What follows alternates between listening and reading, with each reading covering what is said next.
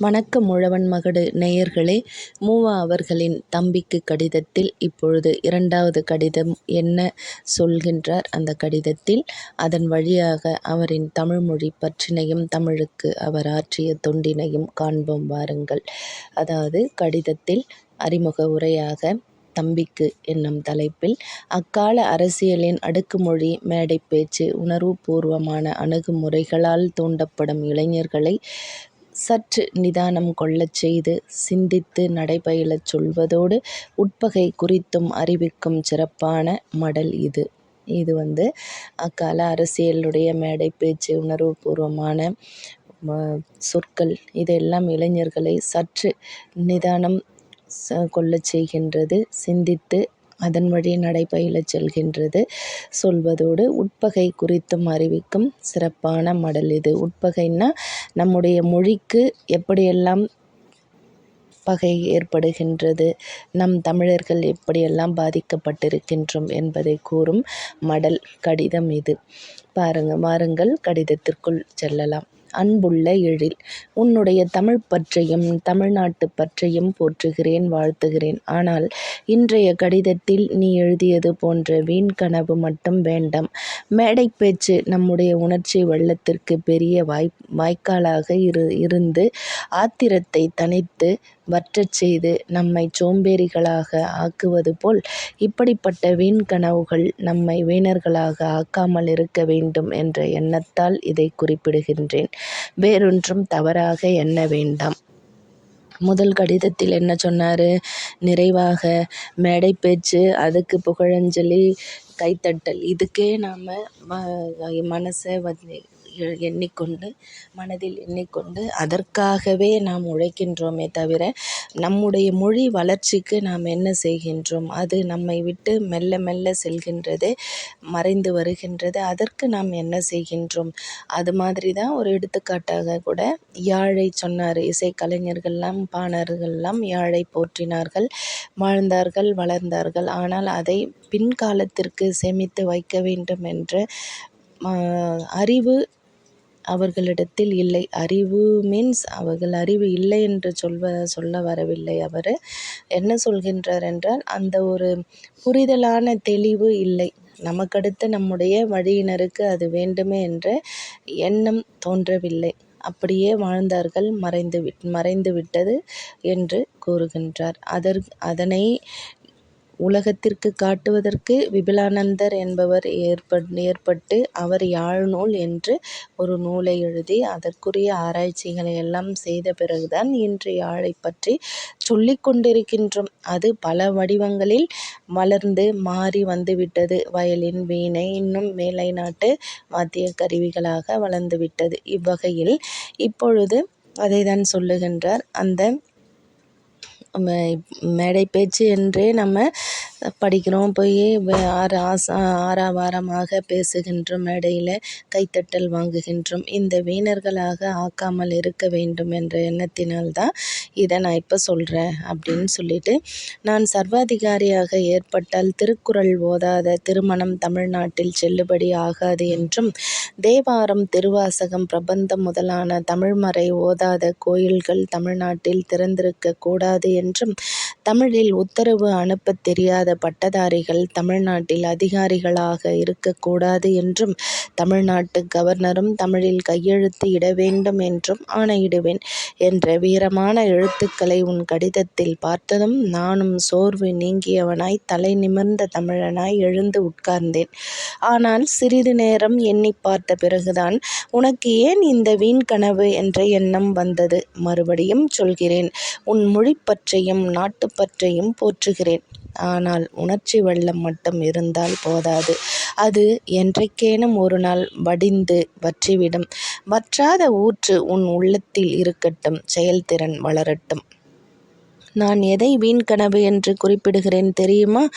திருக்குறள் ஓதியே திருமணம் நிகழ வேண்டும். தமிழ்நாட்டு கோயில்களில் உத்தமர்களின் தமிழ்ப்பாட்டு முழங்க வேண்டும்.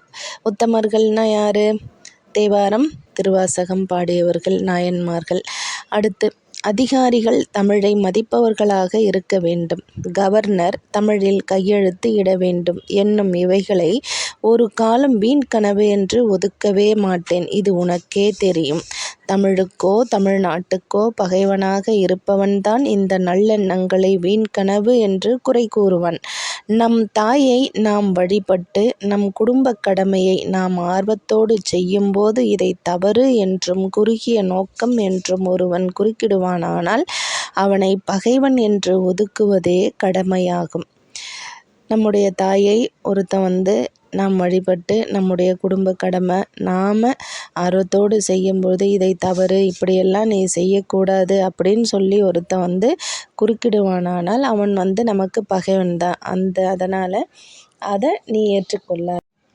கொடுத்தும் கொளல் வேண்டும் மன்ற அடுத்திருந்து மாணாத செய்வான் பகை என்று நம் தலைவர் திருவள்ளுவர் ஆணையிட்டது இப்படிப்பட்ட பகைவர்களை கருதித்தான். அறத்துப்பால் மட்டும் எழுதினால் தமிழர்கள் வாழத் தெரியாதவர்களாய் திகைத்துச் சீரழிவார்கள் என்று எண்ணித்தான் திருவள்ளுவர் பொருட்பாலையும் எழுதினார். அறத்துப்பாலை விட விரிவாக 2 மடங்கு உள்ளதாக பொருட்பாலை எழுதினார். இன்னா செய்யாமை என்று அகிம்சையை அறத்துப்பாலில் வற்புறுத்தியவர் பகை மாட்சி உட்பகை என்ற பகுதிகளை பொருட்பாலில் விளக்கிய காரணம் அதுதான். உலகம் எப்படிப்பட்டது என்பது திருவள்ளுவருக்கு நன்றாக தெரியும். அதனால்தான் இவ்வளவு தெளிவாக பொருட்பாலை எழுத முடிந்தது. தம்பி, நீ இன்னொன்று கவனித்திருப்பாய். தமிழராகிய நம்மிடம் ஒரு பெருங்குறை இருந்து வருகிறது. அது வேறொன்றும் அல்ல, பிறருடைய சொல்லால் மயங்கும் பேதமை நமக்கு மிகுதியாக இருக்கிறது. மற்றவர்கள் இதை தெரிந்து கொண்டுதான் உயர்ந்த சொற்களை திரும்பத் திரும்பச் சொல்லி தமிழரை ஏமாற்ற முடிகிறது. மக்களுக்குள் எந்த வகையான வேறுபாடும் வேண்டாம். கடவுள் படைப்பில் எல்லோரும் சமம் என்ற உயர்ந்த பேச்சை தமிழரிடம் ஒருவர் பேசட்டும். கேட்ட தமிழர் பற்றை உடனே வெறுப்பார், துறப்பார். எந்த வேறுபாடும் இல்லாத தூய வாழ்க்கையை தொடங்கிடுவார். காரணம் என்ன தெரியுமா? தமிழர் நெஞ்சம் உயர்ந்த கொள்கைகளை உணர்ந்து உணர்ந்து தலைமுறை தலைமுறையாக பண்பட்டு வந்தது. அதனால் சொல்கிறவர் யார்? உண்மையாக உணர்ந்து சொல்கிறாரா? நம்மை ஏமாற்றச் சொல்கிறாரா? அவர் எந்த வேறுபாடும் பார்க்காமல் வாழ்கிறாரா என்றெல்லாம் ஆராய்ந்து பார்க்காமல் உடனே நாம் அந்த கொள்கையை நம்பி உணர்ந்து வாழத் தொடங்கி விடுவார். இது நல்லதுதான். சொல்லப்பட்ட உண்மையை எடுத்துக்கொள்வது எப்போதும் நல்லதுதான். ஆனால் சொன்னவர் யார்? அவருடைய வாய்க்கும் வாழ்க்கைக்கும் ஏதாவது உறவு உண்டா என்பதையும் கொஞ்சம் ஆராய்ந்து பார்க்க வேண்டும். இல்லையானால் ஏமாந்த வாழ்வுதான் வாழ வேண்டும். இந்த ஏமாந்த தன்மையை பகைவர்கள் பயன்படுத்திக் கொண்டு ஒன்றில் நன்மை செய்து மற்றொன்றில் நஞ்சு ஊட்டி விடுவார்கள். சாதி வேறுபாடு முதலியவை ஒழிய வேண்டியதுதான். ஆனாலும் நமக்கு அதை எடுத்துச் சொன்னவர் சாதிப்பித்தராக இருந்தால் அதையும் ஒருவாறு நினைவில் வைத்துக்கொண்டு வாய்க்கும் வாழ்க்கைக்கும் உறவு வைக்காமல் பற்றின்றி வாழ வல்லவர் அவர் என்பதை தெளிய வேண்டும். இந்த தெளிவு இருந்தால் அவரே மற்றொரு நாள் பொய் சொல்லி நம்மை ஏமாற்ற முடியாது. இன்றைக்கு சாதி முதலான வேறுபாடு வேண்டாம் என்று உபதேசம் செய்தவர் மற்றொரு நாள் மெல்ல மொழி வேறுபாடு வேண்டாம், தமிழ் என்றும் தமிழ்நாடு என்றும் பேசுகிற குறுகிய நோக்கம் வேண்டாம் என்று உபதேசம் செய்வார். அதை கேட்ட பேதை தமிழர் சாதியை துறப்பது போலவே மொழிப்பற்றையும் நாட்டுப்பற்றையும் துறந்து நிற்பார். உடனே அடுத்த மேடையில் ஏறி உன்னையும் என்னையுமே தூற்றத் தொடங்குவார். அந்த எழிலும் அவருடைய அண்ணனும் குறுகிய நோக்கம் உடையவர்கள் என்று நம்மை பற்றி எவ்வளவோ சொற்களை பொழிவார், வீரமுழக்கம் செய்வார். உடனே அவருக்கு ஒரு படை திரளும். இதுதான் நம்முடைய நிலைமை. நம்மிடத்திலேயே பேசி நம்மை பற்றியே போயிட்டு வெளியில் அவதூறாக பேசுவார்கள் என்று கூறுகின்றார். முதலில் உபதேசம் செய்தவர் இத்தனை மாறுதலையும் திண்ணை மேல் இருந்தபடியே காண்பார். உள்ளத்தில் எக்களிப்பார். நம் எண்ணம் நிறைவேறியது என்று மகிழ்வார். புறமுதுகு காட்டாத தமிழராம், இதோ என் சொல்லால் அவர்களை வீழ்த்திவிட்டேன். எதனாலும் கலங்காத தமிழரை என் சொல்லால் மயக்கிவிட்டேன். ஒற்றுமையாக இருந்தவர்களை பிரித்து விட்டேன். இனிமேல் வெற்றி எனக்குத்தான். இனி தமிழர்களே தமிழர்களை அழித்துக் கொள்வார்கள். நமக்கு கவலை இல்லை என்று அவர் தம் உபதேசத்தின் பயனைக் கண்டு களிப்பார்.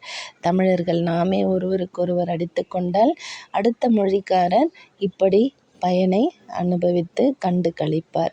இப்படிப்பட்டவர்களால் தமிழர்கள் ஏமாந்து போகக்கூடாது. கொள்கை எவ்வளவு உயர்ந்ததாக இருந்தாலும் சொல்கின்றவர்கள் யார் என்ற ஆராய்ச்சியும் செய்ய வேண்டும். யாழின் கொம்பு வளைவானது, அம்பு நேரானது. ஆனால் யாழை வெறுத்து அம்பை போற்றுவது அறியாமை அல்லவா? திருவள்ளுவர் தான் இந்த உவமையைச் சொன்னவர். வாய்ச்சொல் நேர்மையானதாக இருக்கலாம். அதைக் கொண்டு ஒருவரை நம்பிவிடக்கூடாது. அவருடைய வாழ்க்கை எப்படிப்பட்டது என்பதை ஆராய்ந்த பிறகே நம்ப வேண்டும். குறுகிய நோக்கம் வேண்டாம் என்று நமக்குச் சொல்கிறவர்கள் நம்மை விட பரந்த நோக்கம் உடையவர்களா என்று பார்க்க வேண்டும். நாம் எவ்வளவோ பரந்த நோக்கமும் இரக்கமும் உடையவர்கள். நம் பற்றெல்லாம் சில நல்ல நூல்களைப் பற்றி, சில பெரியோர்களின் பாடல்களைப் பற்றி, நம்மை பற்றி இருக்கும். அவர்களுடைய பற்று மிக மிக குறுகியது. தன்னலமான பல துறைகளில் அழுத்தமான பற்று அவர்களுக்கு இருப்பதை எண்ணினால் வியப்பாக இருக்கும். சாதி முதலிய வேறுபாடுகள் உண்மையானவை அல்ல, பொய்யானவை. அவற்றை ஒழிப்பது கடமைதான். ஆனால் மொழி வேறுபாடும் நாட்டு வேறுபாடும் அப்படிப்பட்டவை அல்ல, பொய் அல்ல. மொழி உண்மையாக உள்ள ஒன்று. அது கண்ணுக்கும் தெரியும், காதுக்கும் தெரியும், மூளைக்கும் தெரியும். மொழியால் இனம் அமைவதும், நாகரீகம் அமைவதும், நாடு அமைவதும், நாட்டின் அமைப்புக்குத் துணையாக இருப்பதும் உலகம் அறிந்த உண்மைகள். இவற்றையெல்லாம் பொய் என்றும் வேண்டாதவை என்று உபதேசம் செய்கிறவர்கள் நம்மைப் பற்றி நல்லெண்ணம் இல்லாதவர்கள். அவர்களுக்கு வேலை நம்மிடம் இல்லை. வல்லரசுகளிடம் சென்று அவர்கள் அந்த உபதேசம் செய்யட்டும். நாட்டுப் பற்றையும் இனப்பற்றையும் பொருட்பற்றையும் வல்லரசுகள் முதலில் கைவிட்டால் உலகம் ஒரு குடும்பமாக வாழும். குறுகிய நாட்டுப்பற்று அங்கே ஒழிந்தால் அடுத்த நொடியிலேயே தமிழன் தன் முதல் பாடத்தை யாதும் ஊரே யாவரும் கேளீர் என்ற பழைய பொதுப்பாடத்தை வாழ்க்கையில் வாழ்ந்து காட்ட தயங்க மாட்டான். அதை விட்டுவிட்டு நம்மிடம் செய்யப்படும் போலி உபதேசம் ஏமாற்றும் நோக்கம் உடையதே ஆகும். பெருஞ்செல்வம் தன்னுடைய இரும்பு பெட்டியை 7-8 சாவிகளால் பூட்டி பெருஞ்செல்வன் ஒருவன் தன்னுடைய இரும்பு பெட்டியை 7-8 சாவிகளால் பூட்டி அந்த அறையையும் சில பூட்டுக்களால் பூட்டிவிட்டு தன் மாளிகையின் முன்புறத்தில் அகலமான திண்ணை மேல் சாய்ந்து கொண்டு எதிர் வீட்டு ஏழையை பார்த்து, டே என்னடா எப்போது பார்த்தாலும் அந்த பொத்தல் கதவை மூடியே வைத்திருக்கிறாய், எங்கள் மேல் உனக்கு நம்பிக்கை இல்லையா என்று கேட்பது போல் இருக்கிறது இது. இந்த இடத்துல நம்முடைய மொழி பற்றி எவ்வளவு அழகான உவமையோடு சொல்லியிருக்கார் பாருங்க. அந்த ஏழையும் அவருடைய பரந்த நோக்க பேச்சை கேட்டு மயங்கி தன் குடிசைக்கு இருந்த அந்த ஒரே கதவையும் எடுத்து அப்பால் வைத்தான் என்றால் அவனை பேதை என்று சொல்லாமல் வேறு என்ன என்று சொல்வது?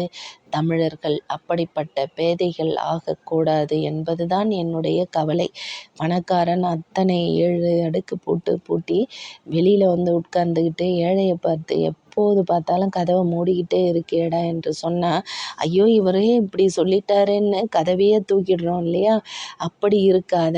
அவன் சொன்னவன் யாரு, எப்படிப்பட்டவன், அவன் எப்படி வாழ்கின்றான், அவன் வாய் எதை சொல்கின்றது என்பதை ஆராய்ந்து செய்யுங்கள் என்று கூறுகின்றார். அதுதான் இந்த ஒரு உவமையை எடுத்துக்காட்டி இருக்கின்றார். இப்படி உலகம் ஒரு குடும்பமாய் அன்பாக வாழக் கற்றுக்கொள்ளும் வரையில் தமிழனுக்கு தற்காப்பு உணர்ச்சி கட்டாயம் வேண்டும். அதற்கு வழி இதுதான். தமிழர்களை சிறிது நேரம் உணர்ச்சி வெள்ளத்தில் மூழ்கடித்து பிறகு வறண்ட பாலையில் திகைக்கவிடும் போக்கை விட்டு அவர்களை கடமைப்பற்று உடைய செயல் வீரர்களாக ஆக்க வேண்டும்.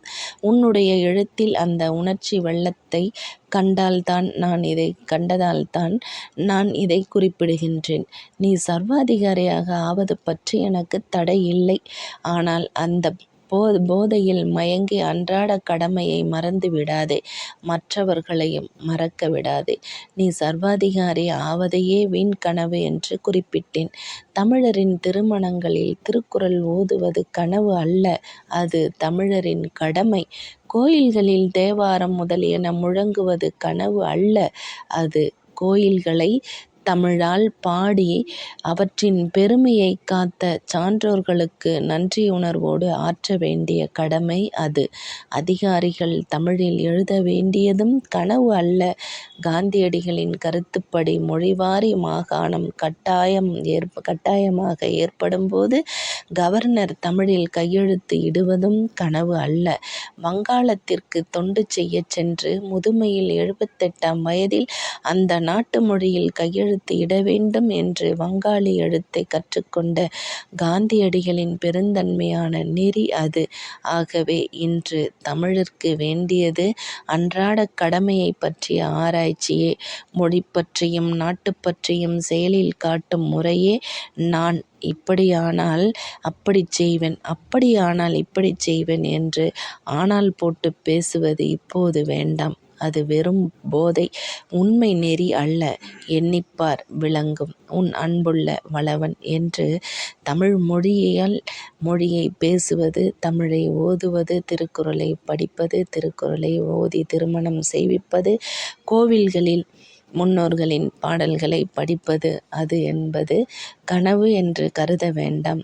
செயல்படுத்தலாம் என்று நினைக்க வேண்டாம். அதுதான் ஒவ்வொரு தமிழனுடைய கடமை என்று இந்த 2ஆம் கடிதத்தின் வாயிலாக மூவா அவர்கள் உணர்த்தியிருக்கின்றார். இதே தமிழ் உணர்வோடு தொடர்ந்து கடப்பாட்டில் உங்கள் உழவன் மகடு முனைவர் சாரதா சுப்பிரமணி. நன்றி, வணக்கம்.